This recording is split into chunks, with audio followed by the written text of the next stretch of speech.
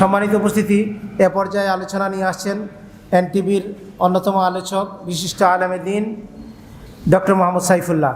মোহতারামকে তার আলোচনা পেশ করার জন্য অনুরোধ জানাচ্ছি। আসসালামু আলাইকুম ওয়া রাহমাতুল্লাহি ওয়া বারাকাতুহু।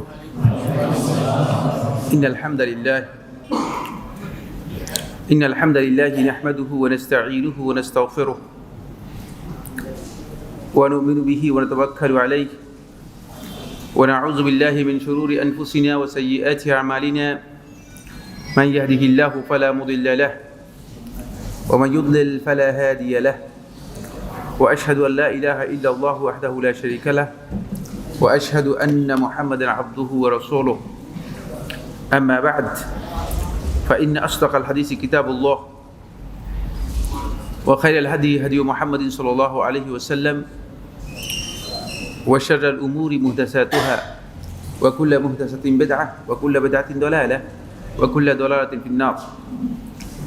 يقول الله سبحانه وتعالى: ومن الناس من يقول آمنا بالله وباليوم الآخر وما هم بمؤمنين. وجاء في حديث جبريل عليه الصلاة والسلام الذي أخرجه البخاري ومسلم في صحيحيهما عن عمر بن الخطاب رضي الله تعالى عنهما قال: وأخبرني عن الإيمان. فقال صلى الله عليه وسلم: الإيمان أن تؤمن بالله وملائكته وكتبه ورسله واليوم الآخر والقدر خيره وشره. সম্মানিত আজকের ইমানিয়াত কনফারেন্সের উপস্থিত সুধীমণ্ডলী, দিনী ভাই বোনেরা, এই কনফারেন্সের সম্মানিত আয়োজক আত-তাকওয়া মসজিদ অ্যান্ড ইসলামিক সেন্টারের সম্মানিত পরিচালকবৃন্দ, আজকের এই ইমানিয়াত কনফারেন্সের সম্মানিত আলোচক ফজিলাতুল শেখ ডক্টর ইমাম হোসেন, ফজিলাতুল শেখ শহীদুল্লাহ আব্বাস আর অন্যান্য ওলামায়ে কেরাম, সম্মানিত দিনী ভাইয়েরা, অত্যন্ত গুরুত্বপূর্ণ একটি বিষয় আমরা আপনাদের সাথে আজকের আলোচনা শেয়ার করব। সেটি হচ্ছে আসলে ঈমান বলতে আমরা কি বুঝি। এই প্রশ্নটি আজকের নয়, এটা হলো অনেক প্রথমের প্রশ্ন। কারণ ঈমান তো শুরুই হবে, সুতরাং এটি মানে এই পর্যায়ের প্রশ্ন নয় যে এতদিন এত বছর জীবনের এত সময় অতিক্রম করার পরে এই প্রশ্ন আসবে যে ঈমান বলতে কি বুঝি। কিন্তু দুর্ভাগ্যের বিষয় হচ্ছে এই, আমরা দেখতে পাই যে আমাদের সমাজের মধ্যে, আমাদের দেশে ওয়াজ মাহফিলগুলোতে, মসজিদগুলোতে, ধর্মীয় জলসাগুলোতে, দ্বীনি মজলিসগুলোতে ইসলামের কথা আলোচনা হয়, কিন্তু ঈমানের মৌলিক বিষয়গুলো নিয়ে আলোচনাই হয় না। ঈমানের মৌলিক কথাগুলো দৃষ্টি আকর্ষণ করা হয় না। ফলে অনেক লোকই আছেন যারা ঈমানের পরিচয় কি, ঈমানের সংজ্ঞা কি সেটা বলতে পারবেন না। আরও আশ্চর্যের বিষয় হচ্ছে, যদি 10 জন আলেমকে একসাথ করে জিজ্ঞেস করেন বা ঈমান শব্দের অর্থ কি, বলবে বিশ্বাস। হয়তো আমি আপনাদেরকে পরীক্ষা নিলাম না, কিন্তু যে মিসকনসেপ্টগুলো আছে সেগুলো আমি তুলে ধরব। তিনি মনে করেছেন যে কোনো কিছু বিশ্বাস করার নাম হচ্ছে ঈমান। এখানেই সবচেয়ে গ্রস মিস্টেক হয়ে গিয়েছে। ফলে আমরা ঈমানকে, ঈমানের যেই স্ট্যাটাস আছে, ঈমানের যে পরিচয় আছে, সেই পরিচয়টুকুও জানিনি। কারণ ঈমান এমন একটি পরিভাষা ইসলামের, যেই পরিভাষা রাসূলুল্লাহ সাল্লাল্লাহু আলাইহি ওয়াসাল্লাম আমাদেরকে জানিয়ে গেছেন এবং ওহীর মাধ্যমে জানানো হয়েছে। কোরআনে কারীমের মধ্যে আল্লাহ সুবহানাহু ওয়া তাআলা ঈমানের পরিচয় করে দিয়েছেন। এত সত্ত্বেও মানে আমরা ঈমান সম্পর্কে যখন আমাদেরকে প্রশ্ন করে, তখন আমরা বলছি ঈমান হচ্ছে বিশ্বাস। কেউ কেউ ঈমান সম্পর্কে যখন প্রশ্ন করা হয়, মানে ঈমান হচ্ছে অন্তরের মানে বিষয়, অন্তরের কাজ, মানে অন্তরের সাথে সম্পৃক্ত বিষয়। মানে তিনি তার এই বক্তব্যের মাধ্যমে এটা বোঝাতে চাচ্ছেন যে শুধুমাত্র অন্তরে আপনি একটা কিছু বিশ্বাস করলেই আপনি ঈমানদার হয়ে গেলেন। এটা অন্তরের সাথে জড়িত বিষয়। দ্বিতীয় নম্বর হচ্ছে কেউ কেউ এই ধারণা করে থাকেন যে আল্লাহর অস্তিত্ব মেনে নেওয়ার নাম হচ্ছে ঈমান। আর এই জন্য আস্তিক এবং নাস্তিক এই দুটি শব্দ এসেছে। আমরা আস্তিক, আমরা আল্লাহতে বিশ্বাস করি। আর এই লোকগুলো আস্তিক নয়, নাস্তিক, এরা আল্লাহ বিশ্বাস করে না। ঈমানের কেউ কেউ এই ধরনের ব্যাখ্যা করেছেন যে আস্তিক এবং নাস্তিক যদি কারো আস্থা থাকে আল্লাহর উপর তিনি হচ্ছেন ঈমানদার। এই যে কনসেপ্টগুলো ইসলামী শরীয়তের পরিভাষায়, এগুলো আসলে ঈমান এর যে সংজ্ঞা রয়েছে, ঈমানের যে ডেফিনিশন রয়েছে, যে পরিচয় রয়েছে, এগুলোর সাথে মোটেও সম্পর্ক নেই। এই কারণে আমরা ঈমানের ব্যাপারে বড় ধরনের মিস্টেকের মধ্যে আছি, ভুলের মধ্যে আছি। আপনি দেখেন যে আয়াতটি আমি তেলাওয়াত করেছি কোরআনে কারীমের মধ্যে, সূরা আল বাকারার একবার শুরুতেই আপনারা দেখবেন যে দ্বিতীয় পৃষ্ঠার 1, 2, 3 নম্বর আয়াত, পৃষ্ঠা থেকে হিসাব করলে এই আয়াতের মধ্যে আল্লাহ তাআলা বলতেছেন কোরআনে কারীমের মধ্যে, ওয়া মিনান নাসি মান ইয়াকুলু আমান্না বিল্লাহ, যে মানুষদের মধ্যে একদল লোক আছে এমন, মান ইয়াকুলু আমান্না বিল্লাহ, যারা এই কথা ঘোষণা দেয়, যারা এই কথা বলে, আমান্না বিল্লাহ, আল্লাহর প্রতি আমরা ঈমান এনেছি, ওয়া বিল ইয়াউমিল আখির, এবং আখিরাতের প্রতি আমরা ঈমান এনেছি। আল্লাহর প্রতি ঈমানের কথাও স্বীকার দিচ্ছে, ঘোষণা দিচ্ছে, আখিরাতের প্রতি ঈমানের কথা স্বীকার দিচ্ছে, ঘোষণা দিচ্ছে, ওয়া বিল ইয়াউমিল আখির। এরপর আল্লাহ রাব্বুল আলামিন তাদের পরিণতির কথা বলতেছেন, তাদের এই ঘোষণার রেজাল্টটা কি? আল্লাহ তাআলা বলছেন, ওয়া মা হুম বিমুমিনিন, এরা আসলে মুমিন নয়। এরা কারা? তার বোঝা গেল যে এই যে আমরা যেভাবে ঈমানকে ডিফাইন করতেছিলাম, ঈমানের যে ডেফিনেশন আমরা দিচ্ছিলাম, ঈমানের যে পরিচয় আমরা তুলে ধরছিলাম, এখানে গ্রস মিস্টেক আছে। এটা আল্লাহ তাআলা বলতেছেন, এটা আমার কোনো বক্তব্য নয়, এটা আল্লাহ সুবহানাহু ওয়া তাআলা বলতেছেন, এটা আল্লাহ রাব্বুল আলামিনের বক্তব্য। ক্বালাতিল আ'রাবু আমান্না, ওই গ্রামের অধিবাসী বেদুইন যারা আছে তারা এসে এই কথা বলবে, ক্বালাতিল আ'রাবু আমান্না, আমরা ঈমান এনেছি। আল্লাহ তাআলা বলতেছেন তারা এসে বলবে আমরা ঈমান এনেছি, তো ঈমানের ঘোষণা দিচ্ছে। যেমন আল্লাহ তাআলা এটাকে মেনে নিচ্ছেন না, বলতেছেন তারা যে বলতেছে আমান্না, এটা সঠিক নয়। বাল লাম তুমিনু, তোমরা ঈমান আনতে পারো নাই। বাল, বরং, লাম তুমিনু, তোমরা ঈমান আনতে পারো, ওয়ালাকিন কুলু আসলামনা, তোমরা বলো যে আমরা তোমাদের অনুগত হয়েছি, স্বীকার করে নিয়েছি, আমরা মুসলিম হয়েছি, তোমরা এখন ঈমানের মানে আসতে পারো নাই। এবার বুঝতে পেরেছেন? তাহলে এই যে ঈমানের ঘোষণা দিচ্ছি, ঈমানের মধ্যে এমন কিছু জটিল কথা আছে যেগুলো জানা উচিত, যেগুলো আলোচনা হওয়া উচিত। আর এই সূত্র ধরে মুসলিম উম্মার সবচেয়ে বড় ফিরকাবন্দি হয়েছে, মুসলিম উম্মার সবচেয়ে বেশি বিভ্রান্তি এই সূত্র থেকে বেরিয়ে আসছে। বুঝতে পেরেছেন? এই সূত্র থেকে বেরিয়ে আসে। আজকের দিন পর্যন্ত মুসলিম উম্মার মধ্যে যত সব ফিরকাবন্দি চলছে এই ঈমানের এইখান থেকেই। এই জন্য প্রথম আমি যে পয়েন্টটি নিয়ে আর কথা বলবো বন্ধুগণ, সেটা হচ্ছে ঈমান শব্দের শুধু শাব্দিক অর্থ বিশ্বাস নয়। শেখুল ইসলাম ইবনে তাইমিয়া রাহমাতুল্লাহ আলাইহি একটা কিতাব লিখেছেন, কিতাবুল ঈমান, এই নামেই। এই কিতাবের নামই হচ্ছে কিতাবুল ঈমান। ওই কিতাবুল ঈমানের মধ্যে শেখুল ইসলাম রাহমাতুল্লাহ আলাইহি সমস্ত আহলুল লুগা, যারা আরবি ভাষার জ্ঞানী, ভাষাবিদদেরকে চ্যালেঞ্জ করেছেন যে ঈমান শব্দের শাব্দিক অর্থ মূলত বিশ্বাস বা কোনো বিষয়কে, কোনো বিশ্বাসকে সত্যায়ন করার নাম নয়। আত-তাসদীকু বিল কলব, অন্তরে কোনো বিষয় প্রত্যয় পোষণ করার নাম নয়। এটা কিন্তু আমাদের সমাজে ব্যাপকভাবে প্রচলিত। ফলে যেটি হয়েছে সেটা হচ্ছে এই যে আমরা ঈমানটাকে শুধুমাত্র অন্তরের মধ্যে নিয়ে গেছি। ফলে আপনি দেখতে পাবেন যে হাজার হাজার কুফরি কাজ এগুলো করতেছে, সব করতেছে। কবরে গিয়ে সিজদা দিচ্ছে, কবরে গিয়ে ফুল দিচ্ছে, কবরবাসীর কাছে দোয়া করতেছে, সবটাই করতেছে, কিন্তু সে আবার ঈমানদারও থেকে যাচ্ছে। ঠিক না? এরকম ঈমানদার বহু না? এরকম ঈমানদারের ঈমান নষ্ট হয় না, কারণ সে তো ঈমান বুঝেই দেয়। আসলে সে তো মনে করেছে যে ইমান তো ভিতরে আমার, নষ্ট হবে কিভাবে, ভেঙে যাবে কিভাবে? তার ইমান তো ভিতরের ইমান, তার ইমান তো অন্ধকারের ইমান। তার ইমানটা এটি হচ্ছে এমন ইমান যেটা ধরাছোঁয়ার বাইরে। অন্তর কেউ দেখছেন কিনা আপনারা? হ্যাঁ, কেউ দেখেছেন না? অন্তর করতে আপনাকে আমি দেখতে পাচ্ছি, কিন্তু আপনার ভিতরে যে অন্তর আছে এটা কিন্তু দেখতে পারবেন না। আপনি নিজেও বলতে পারবেন না যে আসলে অন্তরের মধ্যে কি আছে।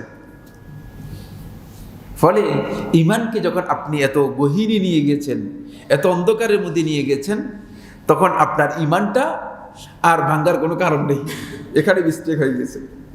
আপনি তখন নাওয়াকিদুল ইমান, ইমান ভঙ্গকারী বিষয়গুলোই বুঝতে পারবেন না।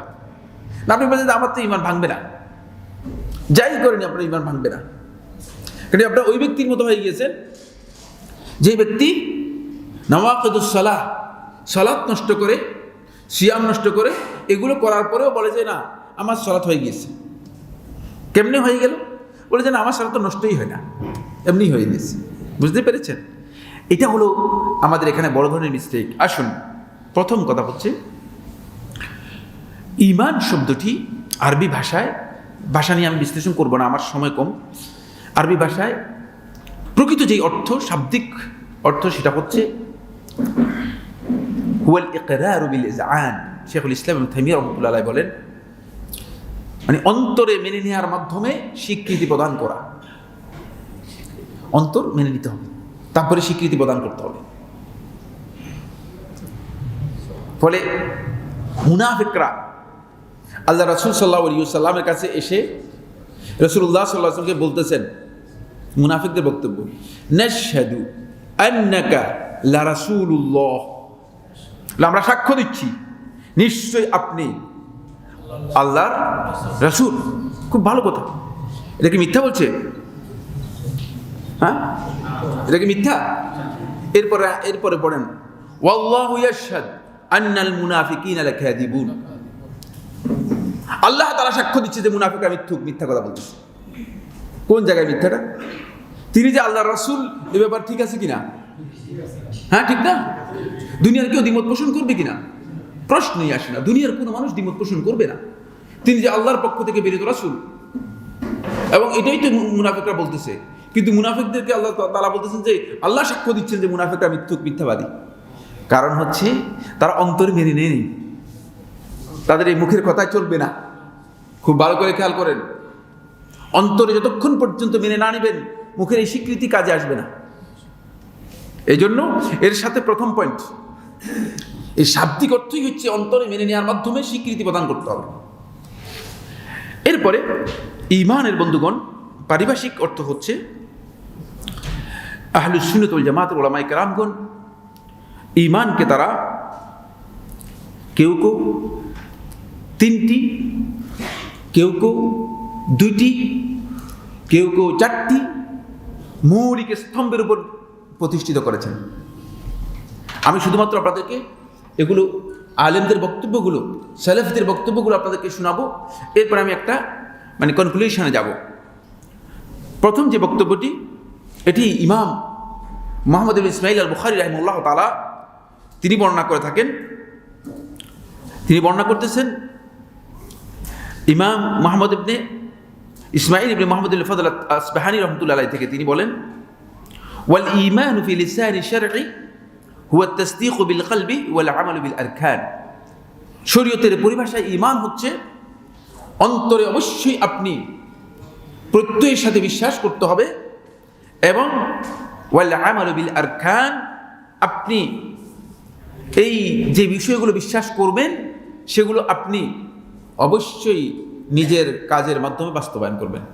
এটা হচ্ছে ঈমানের পরিচয়।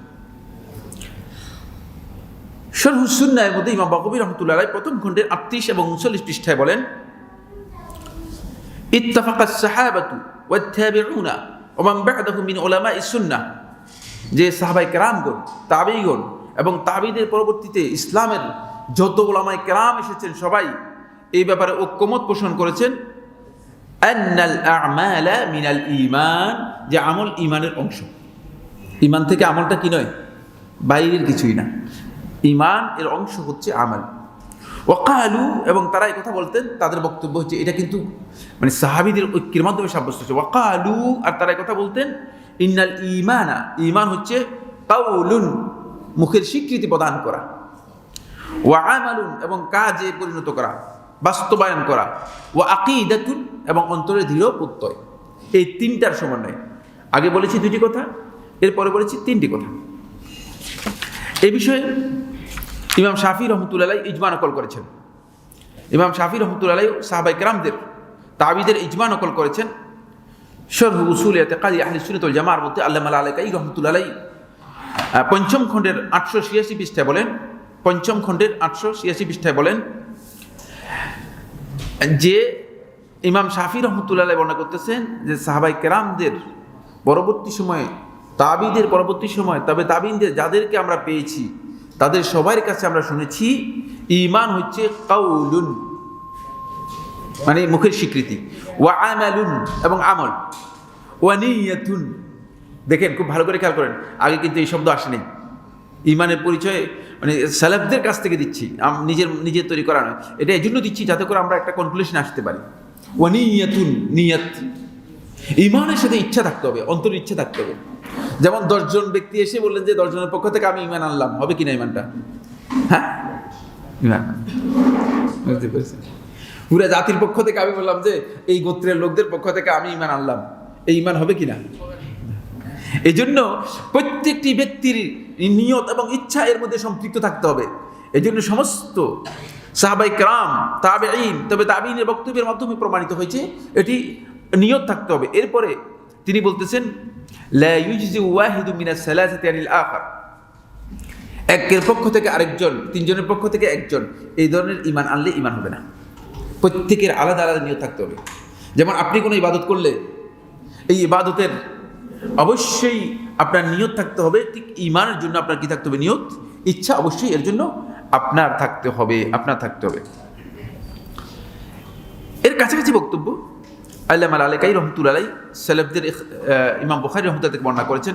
তিনি বলেন লাকিতু আকসারা মিন আলফি রাজুলিন মিনাল উলামা বিল আমসার, যে আমি মুসলিম বিশ্বের বিভিন্ন শহরের 1000-এর অধিক আলেমদের সাথে একত্রিত হয়েছি, তাদের সাথে সাক্ষাৎ করেছি।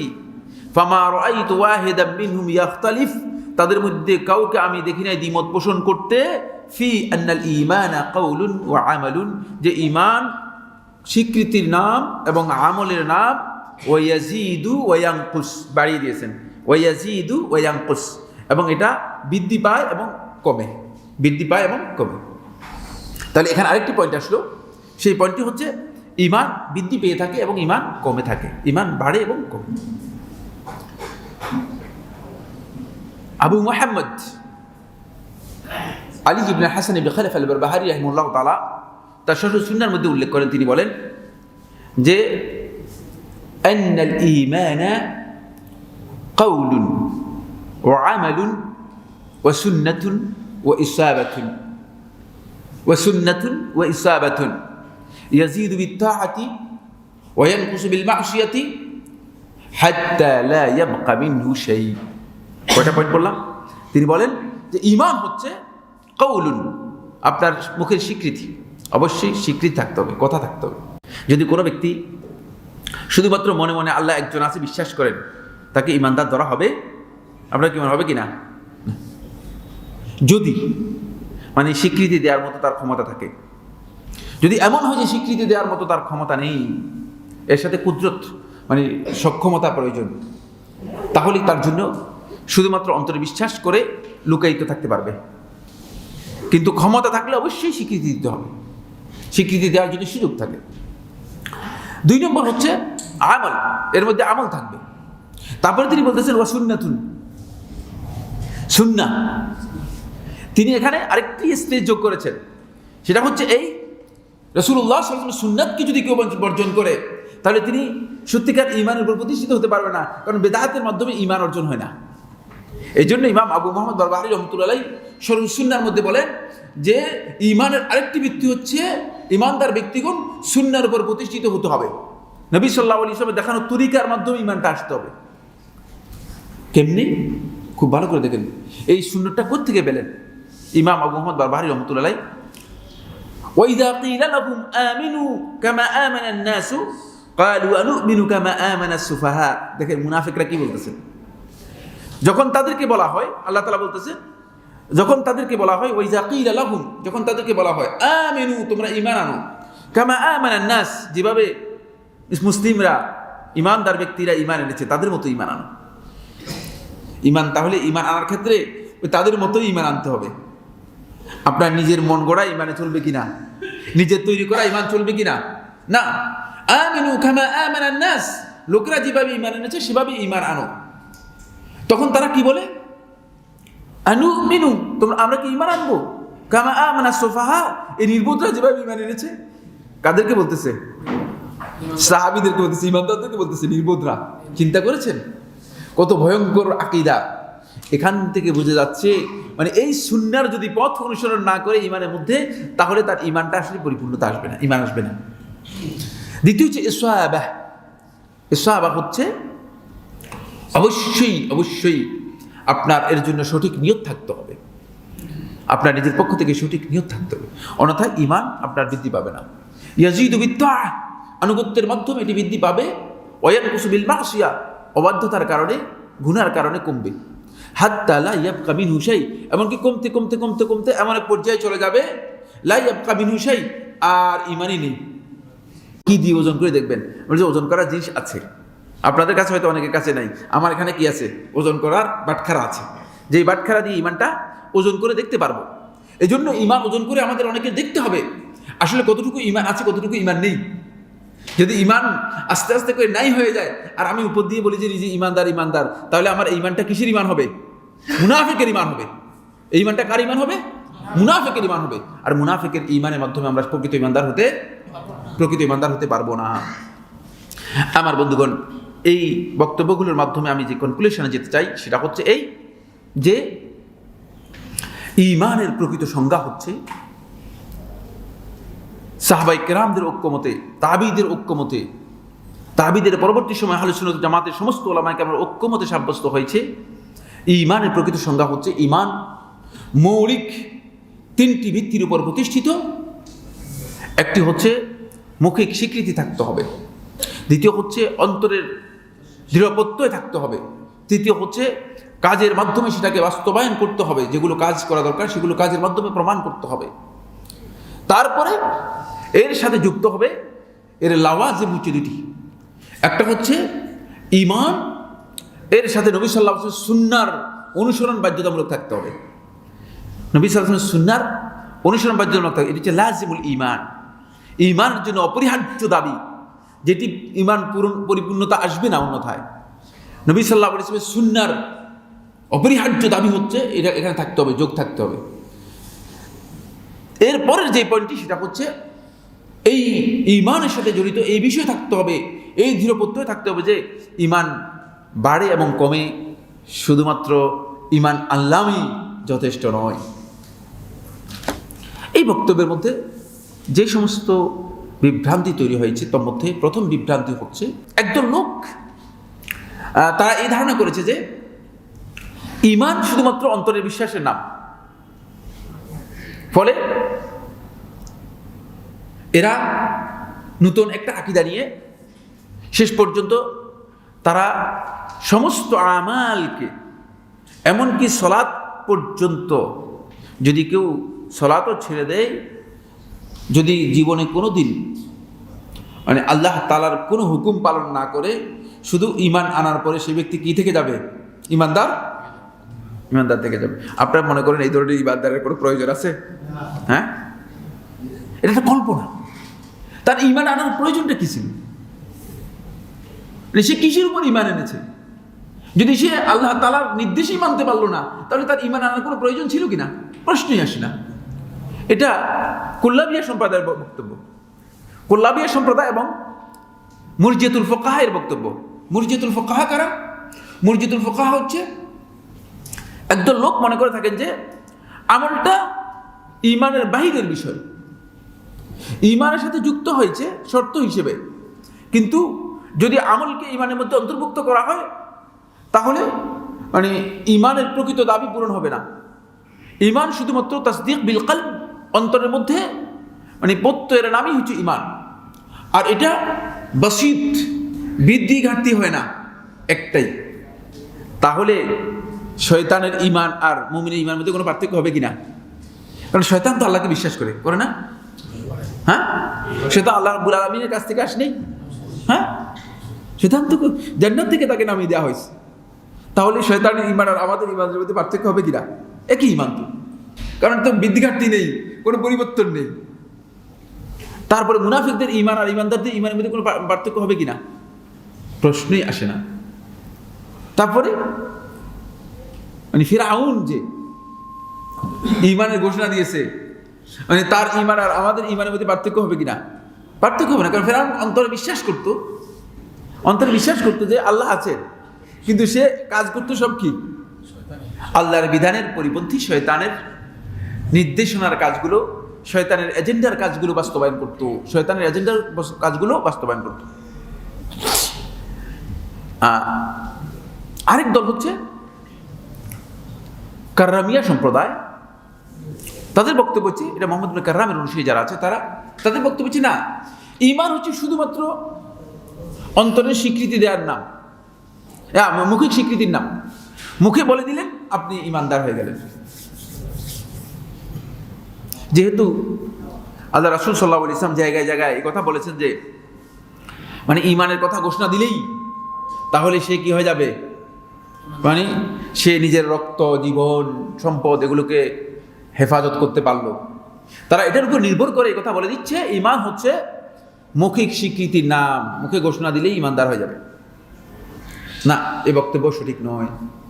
কারণ মৌখিক স্বীকৃতি মুনাফিকরা দেওয়ার পরেও মুনাফিকদেরকে আল্লাহ তাআলা এই আয়াতের মধ্যে, যে আয়াতটা আমরা বলেছি, এই আয়াতের মধ্যে আল্লাহ তাআলা কি বলেন না? ঈমানদার বলেন নাই। তাহলে এবার আসবো রাসূলুল্লাহ সাল্লাল্লাহু আলাইহি ওয়াসাল্লাম এর কাছে ঈমান সম্পর্কে যখন জানতে চাওয়া হলো, তখন আল্লাহ নবী সাল্লাল্লাহু আলাইহি ওয়াসাল্লাম কি বলেছেন? হাদিসে জিবরিলের মধ্যে, সহিহ বুখারী এবং মুসলিমের মধ্যে এসেছে।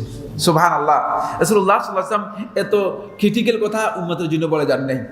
এতক্ষণ পর্যন্ত যা কথা বলছি, এই কঠিন কঠিন কথা আল্লাহর হাবিব সাল্লাল্লাহু আলাইহি ওয়াসাল্লাম উম্মতের জন্য বলেন নাই, প্রয়োজন নেই।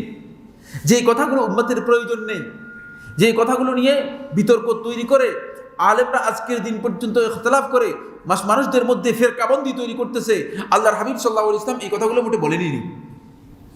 আখবিরনি আনিল ঈমান, আমাকে ঈমান সম্পর্কে আপনি বলুন।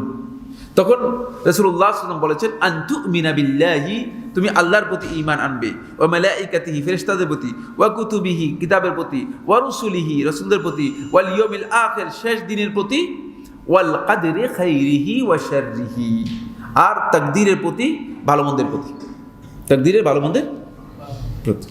দেখছেন, আর কিছু বললেন। 6টা পয়েন্ট, 6টা উসুল, মূলনীতি জানিয়ে দিয়েছে। এই 6টা মূলনীতি যদি তুমি সত্যিকার ভাবে বুঝে এগুলোকে মেনে নিতে পারো, এগুলোকে স্বীকৃতি দিয়ে এগুলোকে বাস্তবায়ন করতে পারো, তাহলে তুমি ঈমানদার। একেবারে স্পষ্ট বক্তব্য রাসূলুল্লাহ সাল্লাল্লাহু আলাইহি ওয়াসাল্লাম দিয়ে দিয়েছেন। এখানে এই কথা বলা হয়নি, আল্লাহ রাসূল সাল্লাল্লাহু আলাইহি ওয়াসাল্লাম এই কথা বলেন নাই যে এটা শুধুমাত্র মৌখিক স্বীকৃতি দিলেই কি হয়ে যাবে, ঈমানদার হয়ে যাবে। না, এই কথা বলেননি। ফলে ঈমানের বিষয়ে বন্ধুগণ, আহলুস সুন্নাত ওয়াল জামাতের আকীদাই হচ্ছে ঈমানটা, এই মৌলিক যে কথাগুলো বললাম 4টি পয়েন্টের, এর সমন্বয়ের নাম হচ্ছে ঈমান। সুতরাং ঈমান থেকে যদি কেউ আমলকে বাদ দিয়ে দেন, তিনি ঈমানদার হতে পারবেন না। যেমনিভাবে কেউ যদি ঈমান থেকে মৌখিক স্বীকৃতিকে বাদ দেন, তিনিও কি হতে পারবেন না? ঈমানদার হতে পারবেন না। যেমনিভাবে কেউ যদি ঈমান থেকে তিনি আরেকটি পার্ট, সেটা হলো মানে অন্তরের যে বিশ্বাস বা প্রত্যয় রয়েছে, সেটাকে বাদ দেন, তাও ঈমানদার হতে পারবেন না।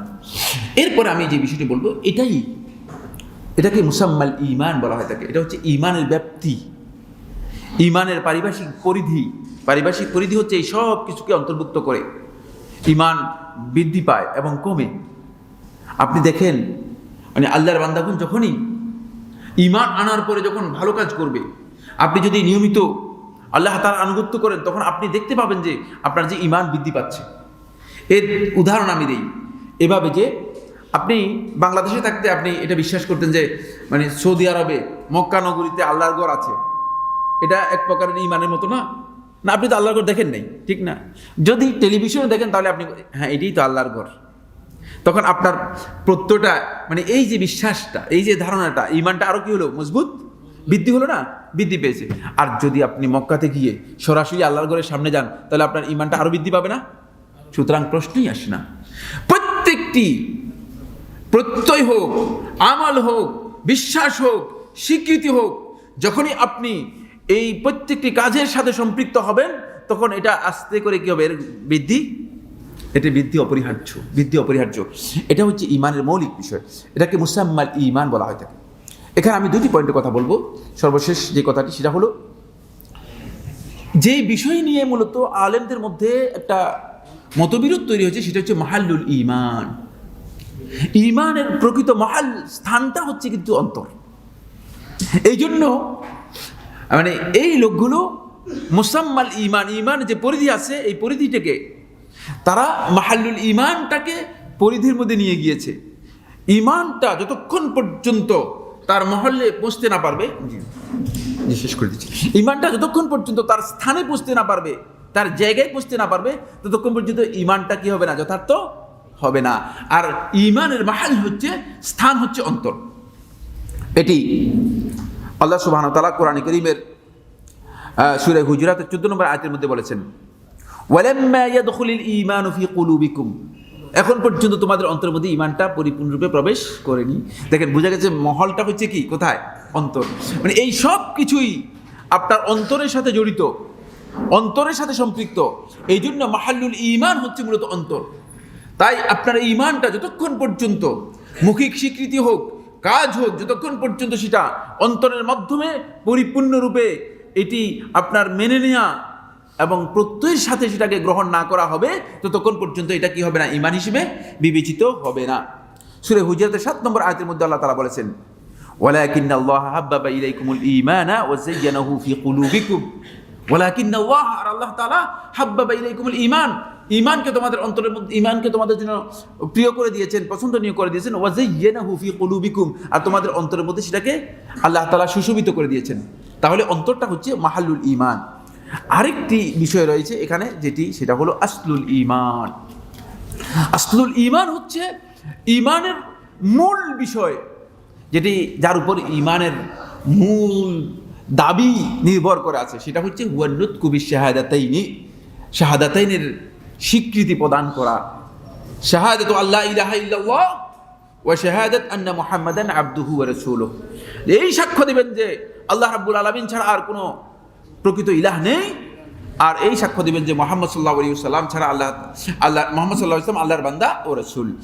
এই যে আসলুল ঈমানের এই বিষয়টি মূলত এটা হচ্ছে এমন বিষয় সমস্ত উলামায়ে কেরামের ঐক্যমতে সাব্যস্ত হয়েছে। মাজমু ফাতাওয়ার 27 নম্বর খণ্ডের 30 পৃষ্ঠায় শেখুল ইসলাম ইবনে তাইমিয়া রাহমাতুল্লাহি আলাইহি বলেন, ওয়াকাদ ইত্তাফাকাল মুসলিমুনা আলা আন্নাহু মান লাম ইয়াতি বিশ-শাহাদাতাইনি ফাহুয়া কাফির, যে মুসলিম উম্মার সমস্ত উলামায়ে কেরামের ঐক্যমতে সাব্যস্ত হয়েছে, যে ব্যক্তি ঈমানের দাবি করে, ঈমানের কথা বলে, কিন্তু যদি আসলুল ঈমান যেটা সেটার স্বীকৃতি না দেয়, সেটার ঘোষণা না দেয়, তাহলে সে ব্যক্তি কাফের।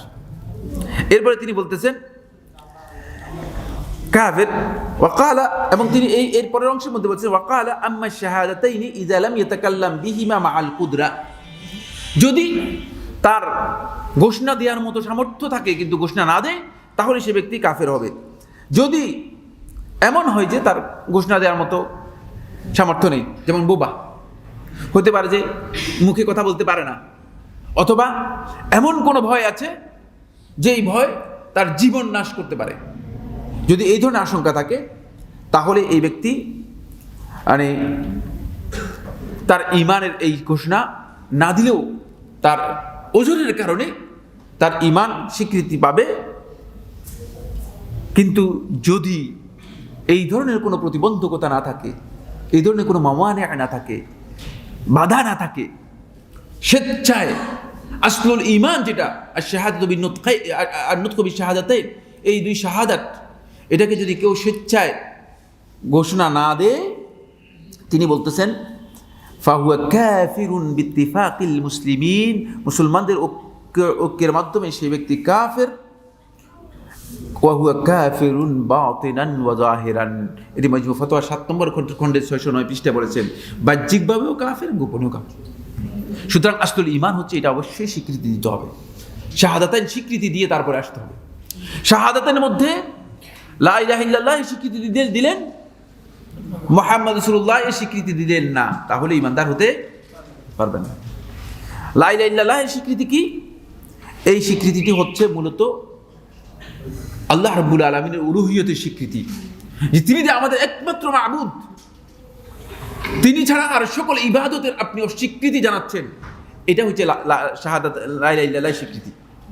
এই জন্য শেখ মোহাম্মদ সুলাইমান তামিমি রহমতুল্লাহ আলাইহি যখন এর দলিল হিসেবে তিনি মানে এই হাদিসটাকে উল্লেখ করেছেন, সহিহ মুসলিমের 23 নম্বর হাদিস, রাসূলুল্লাহ সাল্লাল্লাহু আলাইহি ওয়াসাল্লাম বলেন, মান ক্বালা লা ইলাহা ইল্লাল্লাহ, যে ব্যক্তি লা ইলাহা ইল্লাল্লাহ বলল, শুধু লা ইলাহা ইল্লাল্লাহ বললেই এই স্বীকৃতির পরিপূর্ণতা পাবে না, এর সাথে আরেকটি জিনিস জড়িত। খুব ভালো করে খেয়াল করেন, এটি সহিহ মুসলিমের মধ্যে রাসূলুল্লাহ সাল্লাল্লাহু আলাইহি ওয়াসাল্লাম স্পষ্ট করে দিচ্ছেন, ওয়া কাফারা বিমা ইউবাদ মিন দুনিল্লাহ, আর আল্লাহ রাব্বুল আলামিন ছাড়া যত কিছুর ইবাদত করা হয় থাকে, যত কিছুর ইবাদত করা হয় থাকে সবগুলোকে অস্বীকার করলো, তাহলে হারুমা মালুহু ওয়া দামুহু ওয়া হিসাবুহু আলাল্লাহ, তাহলে তার জীবন এবং সম্পদ মুসলমানদের উপর হারাম হয়ে গেল এবং আল্লাহ তাআলা তার বিষয়টি হিসাব নেবেন। এটা আল্লাহ তাআলার কাছে ন্যস্ত হবে। অন্তরের বিষয়ে আমাদের আর যাচাই করার প্রয়োজন নেই। কিন্তু এর সাথে লা ইলাহা ইল্লাল্লাহ এর সাথে একটি জিনিস রাসূলুল্লাহ সাল্লাল্লাহু আলাইহি ওয়াসাল্লাম যুক্ত করে দিয়েছেন। লা ইলাহা ইল্লাল্লাহ এর ঘোষণার মিনিংই হচ্ছে এর সাথে থাকতে হবে ওয়া কাফারা মা ইউবাদ মিন দুনিল্লাহ, ওয়া কাফারা বিমা ইউবাদ মিন দুনিল্লাহ, আল্লাহ তাআলা ছাড়া আর যা কিছুর উপাস্য হিসেবে গ্রহণ করা হয় তাকে এগুলোকে অবশ্যই অস্বীকার করতে হবে। একসাথে চলবে না। একসাথে আল্লাহ তাআলা ছাড়া অন্য মাবুদ যেগুলো আছে, অন্য যেগুলোর উপাসনা করা হয় থাকে, যেগুলোর পূজা পার্বণ করা হয় থাকে, সেগুলোকেও মেনে নেবেন আর আল্লাহ রাব্বুল আলামিনকেও মেনে নেবেন। তাহলে এর মাধ্যমে শয়তানের সন্তুষ্টি এবং আল্লাহর সন্তুষ্টি পাওয়া যাবে। কিন্তু মানে আপনি ধারণা করতে পারবেন যে শয়তানের সন্তুষ্টি এবং আল্লাহর সন্তুষ্টি পাচ্ছেন, কিন্তু না, কোনো সন্তুষ্টি না। শয়তান আপনার উপর নারাজ, যেহেতু আপনি আল্লাহ তাআলার উপর ঈমান এনেছেন, আর আল্লাহ তাআলা যেহেতু আপনার এই বিষয়টি গ্রহণই করেনি। কারণ আল্লাহ রাব্বুল আলামিনের সাথে যারা শিরক করে থাকে, আল্লাহ রাব্বুল আলামিনের সাথে যারা অংশীদার সাব্যস্ত করে থাকে, যে আল্লাহ তাআলা বলেছেন তারাকতুহু ওয়া শিরকাহু, আমি তার শিরক এবং তাকেই বর্জন করি, ছেড়ে দিই, তাকেই উপেক্ষা করি, বর্জন করে দিই। সুতরাং আমরা বুঝতে পারলাম যে ঈমানের মৌলিক বিষয় হচ্ছে, আমার বন্ধুগণ, ঈমানের অন্তরের প্রত্যয়ের মাধ্যমে মৌখিক স্বীকৃতি দিতে হবে এবং ঈমানের যেই মৌলিক দাবিগুলো আছে সেগুলোকে কাজের মাধ্যমে বাস্তবায়ন করতে হবে। আর এই ঈমান এটা হচ্ছে আনুগত্যের মাধ্যমে বৃদ্ধি পাবে, আবার অপরাধ ও অন্যায়ের মাধ্যমে এটি কমতে থাকবে। এমন হতে পারে যে এক পর্যায়ে রাসূলুল্লাহ সাল্লাল্লাহু আলাইহি ওয়াসাল্লাম বলেছেন, ওয়ালাইসা ওয়ারাআ যালিকা, তাবারানী একটি রিওয়ায়াতের মধ্যে বলেছেন, ওয়ালাইসা ওয়ারাআ যালিকা হাব্বাতু খারদালিন মিন ঈমান, যে এর বাইরে সরিষা দানা পরিমাণ ঈমানও আর নেই। সরিষা দানা পরিমাণ ঈমানও আর নেই, মানে ঈমানটা এমন কমতে এমন পর্যায়ে চলে যাবে যে সরিষা দানা কতটুকু, মানে এই পর্যায়ে। কিন্তু যদি এই পরিমাণ ঈমানও আপনি নিয়ে উঠতে পারেন, তাহলে কিন্তু কিছু বেনিফিট পাবেন কি না, সেটা হচ্ছে শেষ পর্যন্ত বেরিয়ে আসতে পারবেন। কিন্তু আমরা তো অনেকেই ওই পরিমাণ ঈমান নিয়েও যেতে পারছি না। আল্লাহ সুবহানাহু ওয়া তাআলা আমাদেরকে ঈমানিয়তের এই মৌলিক বিষয়গুলো যথাযথভাবে উপলব্ধি করার তৌফিক দান করুন। আল্লাহ সুবহানাহু ওয়া তাআলার কাছে আমরা দোয়া করি। আসলে ঈমান হচ্ছে অত্যন্ত গুরুত্বপূর্ণ বিষয় আমার বন্ধুগণ। ঈমানের এই বিভ্রান্তির মধ্যেই যারা পথভ্রষ্ট হয়েছে, কুল্লাবিয়া সম্প্রদায়, কারামিয়া সম্প্রদায়, মুরজিয়া সম্প্রদায়, কাদারিয়া সম্প্রদায়, জাবারিয়া সম্প্রদায়, এই মানে এরা সবাই মূলত মানে ঈমানের এই পথ ধরে, ও খারিজি সম্প্রদায়, মুতাজিলা সম্প্রদায়, এই ঈমানের এই পথ ধরেই মূলত তারা পথভ্রষ্ট বিভ্রান্ত হয়ে গিয়েছে। ফলে এটি একটি ভয়ঙ্কর বিষয়। যদি আমরা ঈমানের পরিচয় না জানি, তাহলে কিন্তু আমরা সত্যিকার নিজেরা ঈমানের বিষয়ে আমাদের একটা বিভ্রান্তি থেকে যাবে। শুধু মনে করব যে হয়তো হতে পারে যে মানে অন্তরের বিশ্বাসটাই ঈমান। আর অন্তরের বিশ্বাস তো আমরা দেখি না, জানিও না। সুতরাং এটাকে আপনি কিসের দিয়ে ওজন করবেন? তখন আপনি মনে করবেন যে না, আমার তো জীবনে কোনোদিন ঈমান নষ্ট হয় না। এই জন্য আমাদের অনেক ভাই আছেন যে ভাই নামাজ পড়েন না কেন? বলছে না, নামাজ না পড়লে কী হবে, আমার অন্তর ঠিক আছে। মানে এই ধরনের কথা আমরা শুনি। এর কারণ একটাই, সেটা হচ্ছে তিনি আসলে ঈমান বুঝেন নাই। আল্লাহ সুবহানাহু ওয়া তাআলা আমাদের সবাইকে তৌফিক দান করুন। আসসালামু আলাইকুম ওয়া রাহমাতুল্লাহি ওয়া বারাকাতুহু।